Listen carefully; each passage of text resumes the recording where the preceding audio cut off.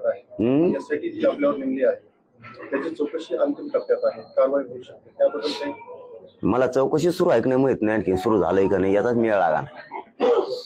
काय केलंय ते नाही, काय नाही, काही मिळच नाही माझ्याकडे. तर आणखी कोणीच आहे ना, मी तर त्यासाठीच बाहेर आलोय. त्यांना अडचण येऊ नये, मी हॉस्पिटलला ऍडमिट आहे. हॉस्पिटलला ऍडमिट असल्यावर चौकशी करता यायची नाही म्हणून पटांगणाला आलोय.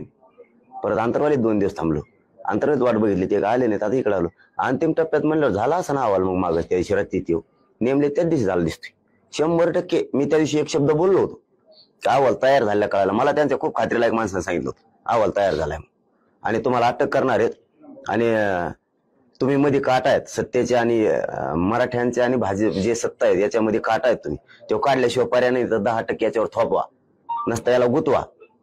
मग त्या दिवशी सागर बंगल्यावर त्यासाठी चाललो होतं, मला त्याच दिवशी कळालं होतं हे करणार आहेत. मग त्याच्यानंतर दुसऱ्या तिसऱ्या दिवशी मी हॉस्पिटलवरून आल्यावर सुद्धा म्हणलो होतो अहवाल तयार झाला असं कळालं. ते खरं व्हायला लागलंय आज. मग बीडमध्ये चांगली माहिती मिळाली तुमच्या माध्यमातून मला, बीड शहरात, की अहवाल तयार पण झाले. आधी 3 दिवस मला कळालं होतं.